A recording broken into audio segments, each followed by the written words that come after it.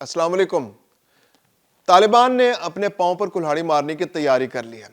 وہ اس طرح کہ انہوں نے اپنی فورس میں سے 20% جنگجوؤں کو فارغ کر دیا ہے، اور اہم بات یہ ہے کہ یہ جنگجو تاجک اور ازبک ہیں۔ اور کون سے علاقوں سے فارغ کیا گیا ہے؟ یہ ہیں تاجک اور ازبک اکثریتی علاقے۔ یہاں پر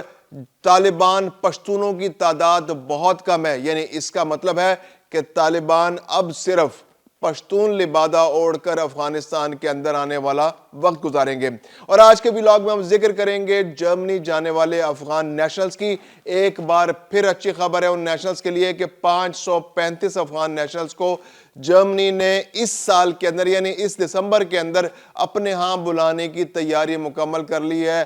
635 کو وہ پہلے منع کر چکے ہیں، لیکن 535 ایسے افغان نیشنلز ہیں جو سکریننگ کے بعد اس قابل قرار پائے ہیں کہ ان کو جرمنی میں بسا لیا جائے اور اس سال کے اختتام تک ان کو واپس جرمنی لے جایا جائے گا۔ میں ہوں خرم کلیم اور آپ دیکھ رہے ہیں 24 ڈیجیٹل۔ افغانستان کے اندر صورتحال انتہائی کشیدہ سے کشیدہ ہوتی چلی جا رہی ہے۔ طالبان کے لیے چیلنجز میں اضافہ ہو رہا ہے۔ طالبان کے لیے سب سے بڑا چیلنج تو یہ تھا کہ قندھاری گروپ اور حقانی گروپ آمنے سامنے آ گئے۔ اب قندھاری گروپ اور حقانی گروپ جو ہے ان کی ڈیفرنٹ سوچ ہے، ڈیفرنٹ خیالات ہے۔ یہ مختلف علاقوں میں جب روس کے خلاف لڑ رہے تھے تو مختلف گروپ سے، حقانی گروپ ایک بہت اہم گروپ تھا، اور باقی گروپس جو تھے طالبان کے، یہ تو 1994 کے بعد عمل میں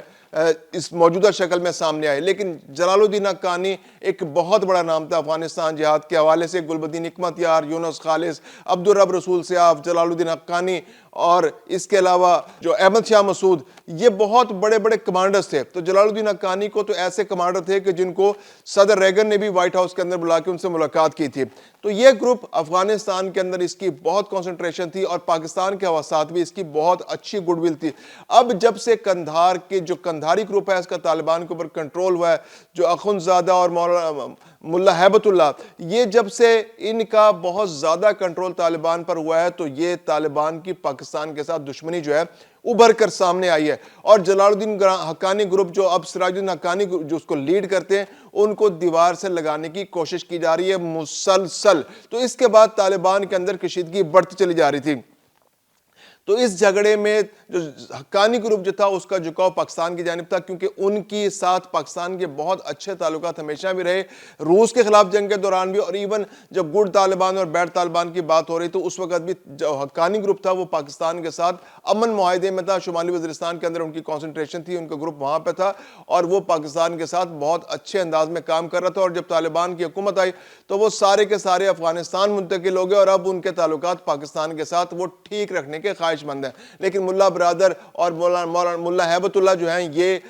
جو امیر متقی ہے، یہ وہ گروپ ہے جو قندھاری گروپ ہے جو پاکستان کے ساتھ تعلقات اچھے نہیں رکھنا چاہتا، اور وہ انڈیا کی گود میں جا بیٹھا ہے، وہ اسرائیل کی زبان بول رہا ہے، وہ دنیا کی زبان بول رہا ہے، اور پاکستان کے خلاف ریشہ دوانیوں میں آگے ہے۔ اب جو نئی صورتحال سامنے آئی ہے وہ یہ ہے کہ ایک طالبان نے اپنے پاؤں پر خود کلہاڑی مار لی ہے۔ وہ کلہاڑی کیا ہے کہ انہوں نے اپنے اندر موجود ازبک اور تاجک جنگجوؤں کو آہستہ آہستہ فارغ کرنا شروع کر دیا ہے۔ یعنی ایک انسیکیورٹی طالبان کے اندر بڑھتی چلی جا رہی ہے۔ یہ تاجک اور ازبک جنگجو تھے، یہ ٹوٹل جو جنگجو فورس ہے طالبان کی اس کا 20% ہے۔ بظاہر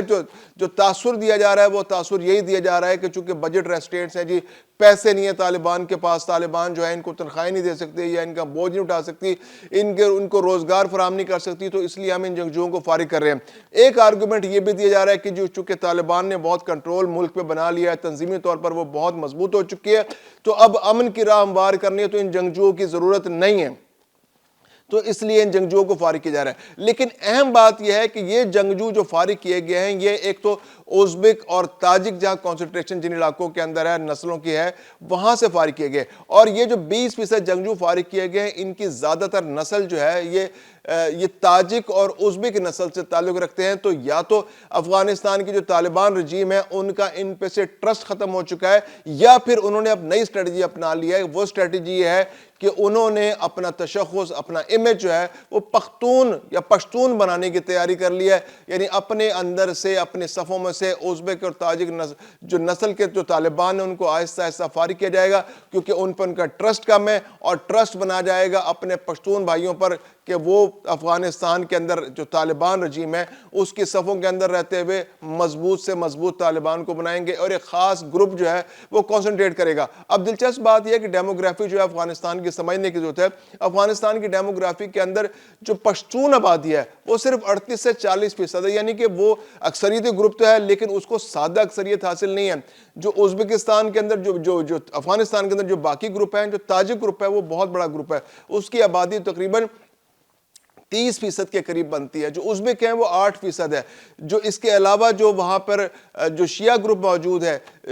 جو ان کی آبادی بھی 8% کے قریب ہے۔ تو اس طرح سے یہ آبادی جو ہے ہزارہ گروپ، جس کو جو ڈومیننٹلی ہزارہ گروپ ہے ان کے اندر شیعہ آبادی زیادہ ہے، تو ان کی آبادی بھی 8% ہے۔ تو اس طرح سے افغانستان کے اندر جو پشتون گروپ ہے وہ اکثریت میں نہیں ہے، اگرچہ وہ بڑا گروپ ہے لیکن 40% یا 38% آبادی کی وجہ سے اب طالبان جو ہے وہ ان کے اندر جو ڈومیننس ہے وہ پشتونوں کی ہے۔ جو تھوڑے بہت ازبک اور تاجک تھے ان کو بھی یوں سمجھیے کہ 20% کے قریب ازبک اور تاجک اور باقی نسلوں کے لوگ جو طالبان کے اندر موجود تھے ان کو بھی آہستہ آہستہ اپنی صفوں سے نکال باہر کیا جا رہا ہے۔ اب طالبان جو ہے ایک پشتون گروپ بننے جا رہا ہے، ایک نسل پسند، ایک انتہا پسند تنظیم جو اپنے آپ پر جو باقی گروپوں سے دور کرتی چلی جا رہی ہے، جو باقی گروپوں کے ساتھ مل کر ایک کثیر القومی جو حکومت بنانے کی مخالف ہے، جو لوگ افغانستان کے تمام لوگوں کو اپنے ساتھ شامل کرنے کی صلاحیت نہیں رکھتی، جو عوام کی نمائندہ تنظیم نہیں رہی اب،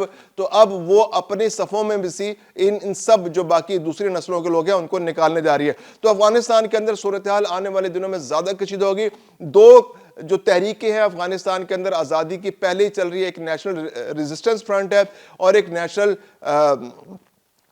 جو فریڈم فرنٹ ہے۔ یہ دو فرنٹس جو ہیں وہاں پر کام کر رہے ہیں۔ ایک تو احمد شاہ مسعود کے بیٹے کی سربراہی میں چل رہا ہے اور دوسرا گروپ بھی اچھا جو احمد شاہ مسعود کے بیٹے کی گروپ کی سربراہی میں جو گروپ کام کر رہا ہے، جو ہر سال 70 سے 75 حملے افغان طالبان پر کر رہا ہے، تو وہ گروپ کے اندر ازبک اور تاجک جو فارسی بولنے والے ہیں وہ اکثریت میں۔ تو ایسے حالات میں جب ان تاجک اور ازبک لوگوں کو طالبان اپنے ہاتھ سے فارغ کر رہی ہے تو اس بات کا واضح امکان موجود ہے کہ ان کے اندر بھی رنج موجود ہوگا اور یہ بہت اچھا سورس ثابت ہوں گے ان